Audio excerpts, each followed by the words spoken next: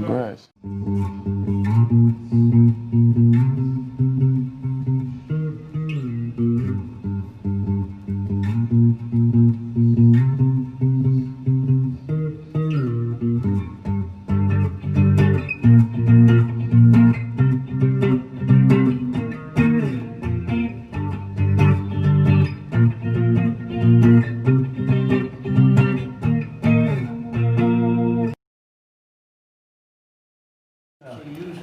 Welcome back to Coast Sports, the only show for the fans, by the fans. I'm Michael Fiumefreddo, and so far it's been a pretty good weekend.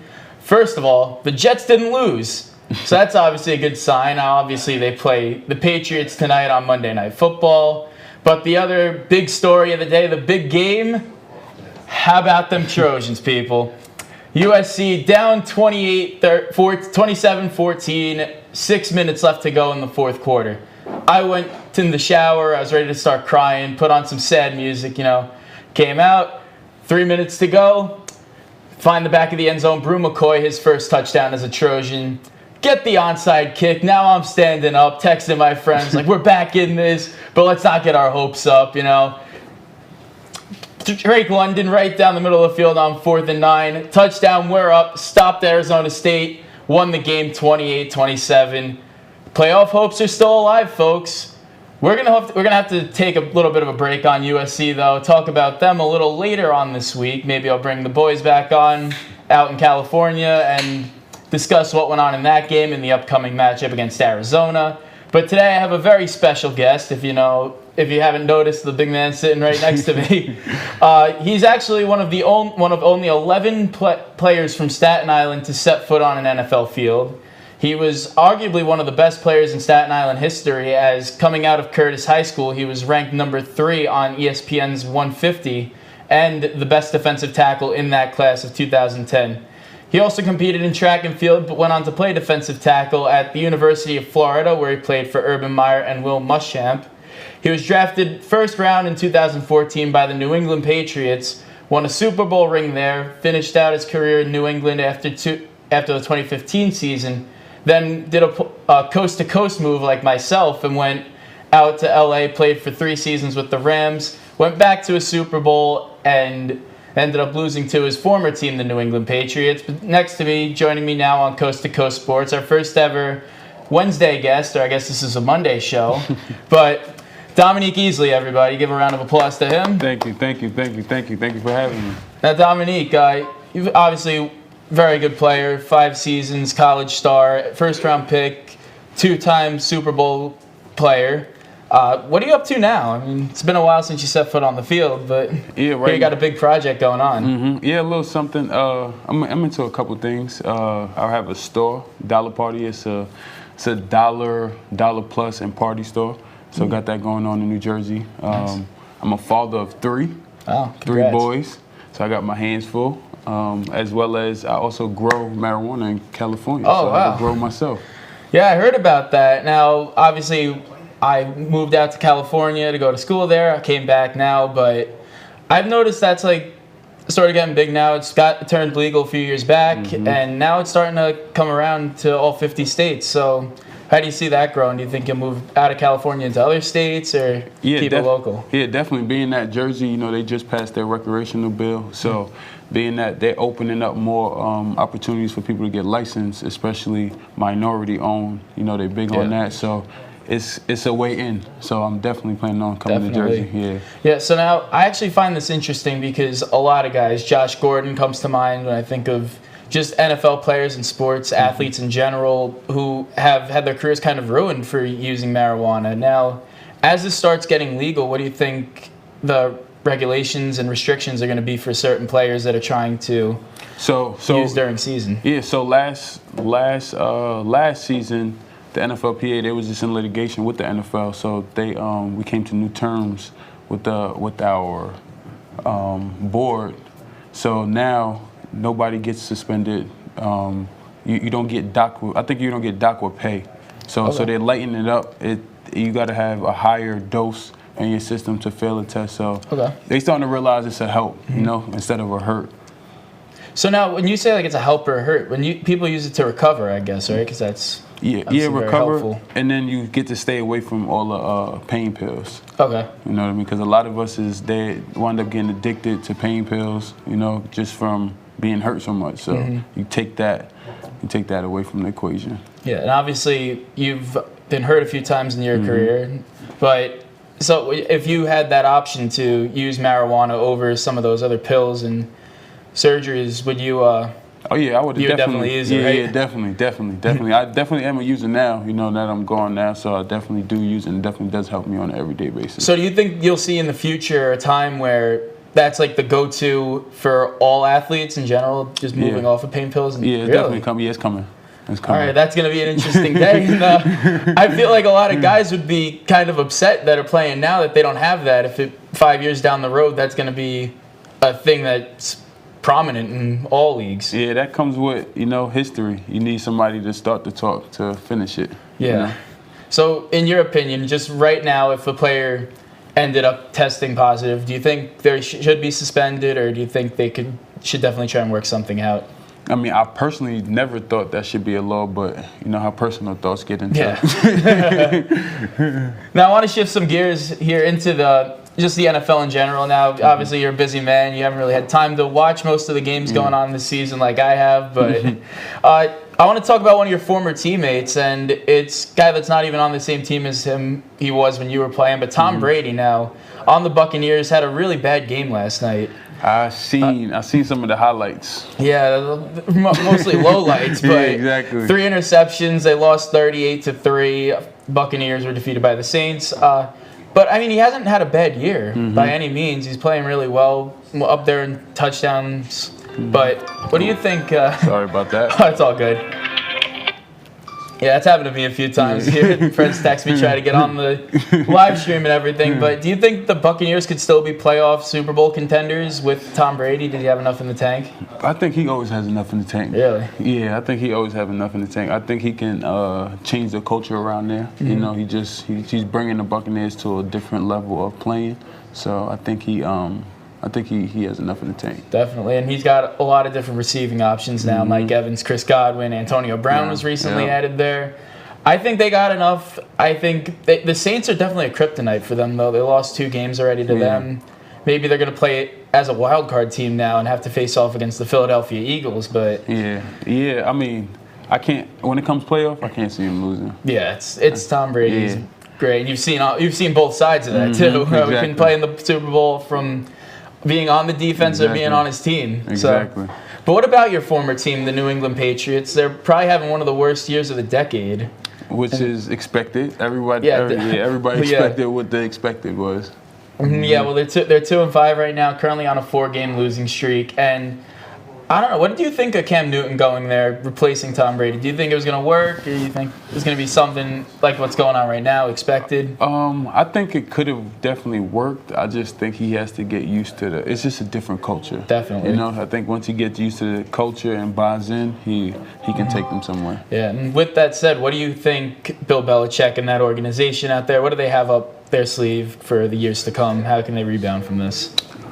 I personally think he needs to go ahead and retire. Really? Yeah, he's won everything that he needs to win. I think he needs to put it down. I mean, as a Jets fan, I would hope that would happen, but I can't see it happening. I still think he's one of the greatest coaches and can definitely. Yeah, definitely. If he can still coach, he'll coach. But they're playing the Jets tonight, like I mentioned. What are your predictions? Do you think my Jets could get it done, or do you think Patriots got them there? It's always a tough game with the Jets. Yeah, you know, it's. Especially when I was there, it was always a tough game. Like, regardless of their schedule, regardless of our schedule, it's always going to be a tough game. So I always think they can pull one off. Really? Well, fingers crossed. But I mean, we're still fighting for that #1 pick. Yeah. It wouldn't be bad if we lost.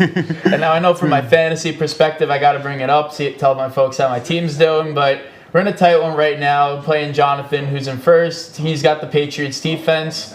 I'm up 13 points on him right now.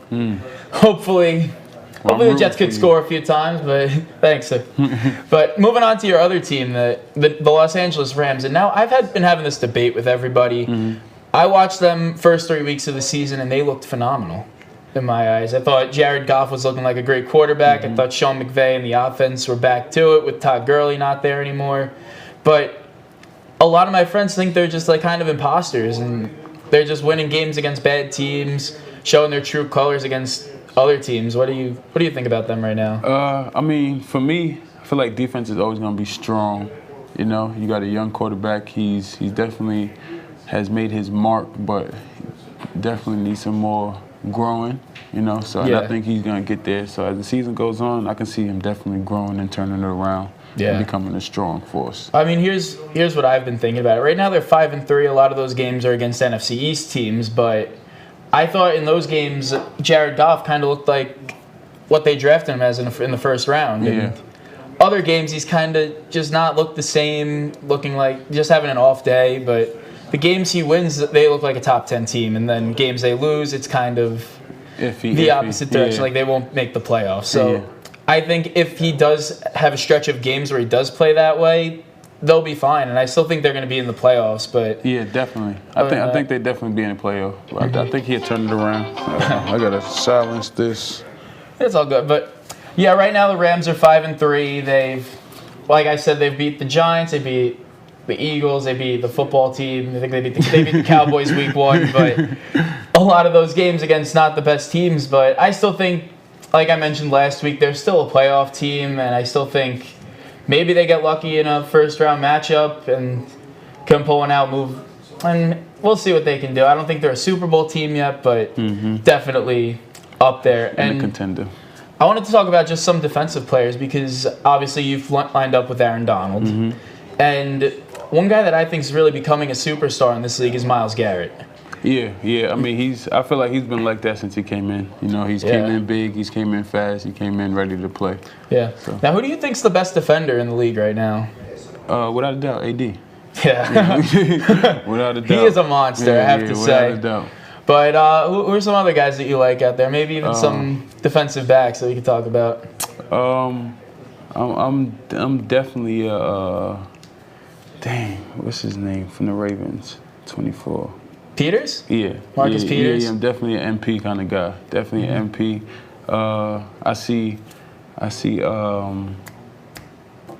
he's on the Rams. The cornerback 20. Jalen Ramsey. I see him, he's doing his thing a little bit. I'm more of a hard hitter, kind of down the hill kind of guy. Yeah. So when you say hard hitter, you think AD's still the best? Yeah, without a doubt. How much can he bench? Like, what's his? I see him in the weight room. He's a big guy. But yeah, his attribute is definitely being strong. Yeah, so I see him put on about close to 600 pounds. Wow. Yeah. Imagine that. But yeah, just I want to know what some other teams that you like right now. Who do you think's Super Bowl contenders? Who do you think's really just faking it right now? Definitely see the Steelers. Yeah. Steelers is definitely 8-0. Yeah, it's definitely surprising. Definitely surprising. Last night it was a tough one though for them. They almost couldn't beat Garrett Gilbert in the. Came away with it. Yeah, they came away. But I mean, a win is a win. Yeah, exactly. Exactly. That's all to say. Any teams out there you're not too keen on? Other guys are. Yeah, I mean, I'm with the Rams. I'm following behind the Rams. Nice. I'm sticking with them. I like it. But yeah, and anyway, just obviously we talked about injuries before, and this year that's pretty much been the story. Like everyone's been getting hurt. Some of the top players. Yeah, I seen early on too. Yeah, I mean Christian McCaffrey just came back, and now he might be out again. So obviously from a player's standpoint, and just as like an entire team, like being a veteran guy on a team, how does a team really respond to one of their best players getting hurt? Everybody got to pull together. Yeah. You know, everybody got to pull together. Everybody got to really make up for what you're losing and make sure it's not in everyone's face. Yeah. You know? And then, yeah, with that, just like what's like the hardest injury to deal with? Is it quarterback going down, one of your star skill position players, or just even like a veteran guy? What's like the hardest to really come back from? I say influencer. Yeah, it's definitely a leader, one of the leaders on the team. Doesn't matter what position, because that can affect how practice goes. And practice doesn't go good. Yeah. Sunday don't go good. Monday don't go good. So now, I was going to ask you this a little later in the show, but what do you got for the Super Bowl? Who did you pick? Oh, I'm not gonna lie. What would be nice would be to see I would like to see the Ravens and the Steelers. Interesting. Well, they're playing the same division. Yeah, same division. Yeah. So it had to be Ravens and I don't know. It's hard. I would like to see the Ravens though. I can't. It's hard to see someone else right now. Yeah, I like the Ravens. I still think the Steelers have a little more over them, but I was gonna say I'm not gonna give my entire pick, but right now I'll go with, I think the Steelers kind of have it. I don't like Lamar in the playoffs. That's the only thing. He's 0-2, but yeah, I want to see how he turns around. Yeah, I think he's got a lot of skill there, and their defense is one of the best in the league. Exactly, and that's what I live off of. Defense wins championships, right? Yep. So now I just I got a couple questions for you, and you haven't seen any of these, but I want to try and stump you. But all right, good. Let me hear. Just gonna go rapid fire with them. See what I can get you with. First, so obviously, your rookie season, you guys went to the Super Bowl, and you were on the injured reserve list. But just being in the stadium when Malcolm Butler got that interception, what was your reaction? Exactly that. Exactly that. It was something that I couldn't believe. You know, it was definitely something I couldn't believe that was happening. Did you know he caught it, or it was just like? Yeah. I mean, like everyone's seen and heard, we've seen it happen so many times in practice. Where were you standing? Were you like? Do you have a view of it? Or you I was right there. Oh, nice. I mean, I kind of wish you were on the field for that, but exactly. Yeah. That was still congrats on that win. That was a great Super Bowl to watch. I was rooting for you guys as a Jets fan. Yeah, appreciate that. But speaking of the Patriots, though, how smart of a coach is Bill Belichick? I know we talked about him kind of retiring soon, but just being in the room with him as a defensive player and him being a defensive-minded head coach. He's definitely a person who loves the game. Yeah. You know, he loves every aspect of the game. He loves the mental aspect of the game. So he's definitely one of the best to ever come out. Yeah. What's his thing though? Like, what's his secret? I say, really, consistency. Yeah. Consistency has always been what I've seen has helped make them become winners. And now he's a defensive head coach, and then obviously your final year you went to you were on the Rams. You got an offensive-minded head coach in Sean McVay. What's in store for him and Jared Goff? Is he such an offensive mastermind there? I think they're gonna go. Those two, I think they have a lot of chemistry. Yeah. So I think that's the biggest thing. Like they definitely work well together. So I can see them definitely going far, a couple of winning seasons. All right. Yeah, and now we're gonna get into some of the harder stuff. That was kind of the softballs. But coming from New York City, I don't know who you used to root for, but were you kind of disappointed at all going to a rival team in New England when you got drafted? So I never told nobody this story. Oh. So when I got the phone call, I actually did not want to pick up. Oh my God. Yeah, I did not want to pick up because I was hoping that I was going to the Seahawks. Oh. Yeah. See, that would have been interesting because you would have still went to the Super Bowl either way. Yeah, exactly. Yeah, so we talked about who the best defensive player of the league is. You had AD. Now, which NFL city's got the best food? Oh, New York. New York? Yeah, without a doubt. What's your go-to, pizza? My go-to is so when I left out of high school, I used to always still have Daninos shipped to me. Wow. In college. In Florida? Yeah, in college. And the same thing happened in the league.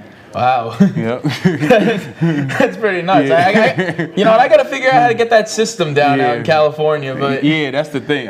California is nothing but. Yeah. Yes. Now, who's got the worst food? For me personally, I know people would argue this, but I'm not a Louisiana kind of food person. Yeah, I'm not with all the like seafood and stuff. Not the seafood. I love seafood, just the flavor. Yeah. The flavor. Different. Different. I feel that. So it's like going Louisiana the worst, New York the best. Yeah, which I kind of got. I got to agree with the New York. Yeah, without a doubt. I hope you did. Yeah. Well, yeah. So we talked about Aaron Donald as being a great defensive player, but from all the guys you've played with, who's the number one guy you loved lining up with? Could be high school, could be college, could be NFL. Number one guy. Ooh, that was a good one. Yeah, that was a good one. I got him, guys. Yeah, that was a good one. I would definitely say my high school 2010 team. Nice. Definitely. Yeah. Staten Island strong, I guess. Yeah. Definitely say my high school 2010 team. And now, what about when you got to the NFL? Who was the hardest guy you've ever had to go up against on the offensive line? That's a good question. Who was good? What's his name? 77 from the Cowboys. He was pretty good. The center? No, the tackle. What's the tackle's name? The one of the recent ones, right? Like Zach Martin, maybe. No. Frederick. No, he's a tackle. Number 77. Tyron Smith. Tyron Smith, yeah. Good? Tyron Smith, yeah. Yeah, that offensive line is just crazy. Yeah. We've seen they're all hurt right now. So. Yeah, I mean they wasn't as good as everybody thought they was. Really? Yeah, not in my experience. So all right, so with that said, who was the easiest offensive line you've ever had to face? And if you say the Jets. I wouldn't say the Jets. I'll say I like playing the Dolphins. All right. Yeah, I always like playing the Dolphins. And they got a tough unit out there. And so how often do you wear your Super Bowl ring? I won't say I don't. I wear it to events. I wear it to events. Yeah, I wear it to events. See, I was hoping kind of you're gonna be like, oh yeah, I wear it every day. You know, I got it right here. And then I was gonna be like, oh, do you think I can try it on and get a picture? And you're like, yeah, sure. But I'll bring it next time. I'll definitely bring it next time. All right, but yeah, so keep it safe, I guess. Mm-hmm. Yeah, definitely. Yeah, it's definitely up in the safe. You got to be proud of that thing, right? Yeah. What was your reaction when you got it? I mean, at that point, it was the most expensive Super Bowl ring at the time. Really? Yeah, it was the most expensive. So it was. And it held that position for a whole year. Yeah, right. Right, a total of a year. So yeah, and I was looking at some of your combine stuff, trying to get some research on you for the show. I heard you had 26 reps on the bench press at the combine. Can you beat that now, or you think? Yeah, I mean not now, but after that, yeah, I was able to beat that. All right. Yeah, now I'm a retired dad. Yeah. How old are your kids? 8, 5, and 8 months. Future superstars, you think? Yeah, definitely not football though. Not football. Oh. Yeah, not football. We're into Fenton. Wow. We're into Fenton, baseball. We're gonna go that route. Nice. Yeah, we're gonna go more of the foreign. Fencing is interesting. That's an interesting one, but yeah. And so just the last one I wanted to have for you. Obviously, you're from New York. Played for the Patriots. Played for the Rams. What team do you consider your favorite? What are you the biggest fan of? I'll say the Rams. Really? Yeah, I gotta say the Rams. just cause the people. I say once the people leave, then it's like I gotta stick with home. I like that. Yeah. L.A. Yeah. Have you been to the new stadium yet? No, I haven't. I tried to go to a game in the Coliseum last year. It was like Monday Night Football. We were all going home for Thanksgiving, so we figured, let's go to the game right before. We were going to buy tickets the night before, and apparently they were playing the Ravens, who were having the best year of their career. Man. So ticket prices were just shooting up, and we're like, nope, that's not happening. But hopefully when I get back there, go to a game, maybe we meet up. Yeah, exactly. Yeah, definitely, because I'll be out there as well. But, anyway, that's going to do it for today's show. Huge thanks to Dominique Easley. Thank you so much for coming on. Thank you for having me. And I hope we can have you back soon. Yeah, definitely. Also, congrats on Florida's win last week. I forgot to mention that. Big one against Georgia. Yep, I love that. I love that. Anyway, that's Dominique Easley. Once again, I'm Michael Fiumefreddo, coming to you from Coast to Coast Sports, the only show for the fans, by the fans. See you next week.